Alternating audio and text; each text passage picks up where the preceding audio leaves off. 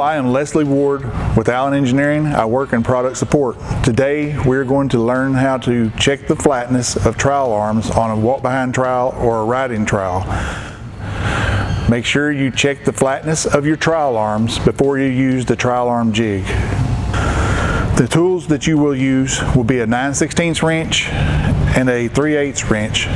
Also, we'll use a dial gauge to measure the flatness. If you do not have a dial gauge out in the field, you can also use feeler gauges to get the measurements that you need.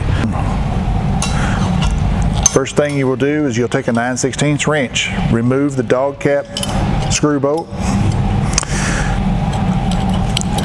You can also leave the boss on the machine, reach up under the pressure plate with your wrench, and then you can pull your trowel arm out without having to take the bolt all the way out of the hole.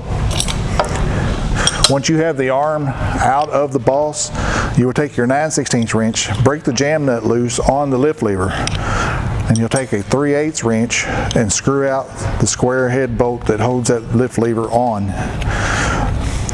You got to screw it out pretty far because there's a dimple that's deep in the arm that holds it in place. Your trowel arms may not release as easy as this one is because it's not used yet. Now I'm going to go over here to check the flatness of the arm.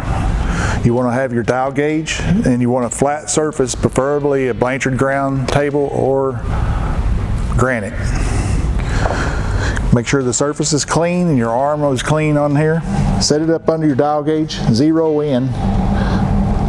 You can also do this with a feeler gauge if you don't have a dial gauge. Just check and make sure that it's center. Then you're going to turn your arm 180 degrees out, put it back under the dial gauge. Check to see if it's still close. The maximum that you would allow would be 7 thousandths. Then you'll pull out all the rest of the arms on the spider and go through the same processes. Also, turn it another flat over and then check it. Set it at zero and check for making sure that it's not bent sideways.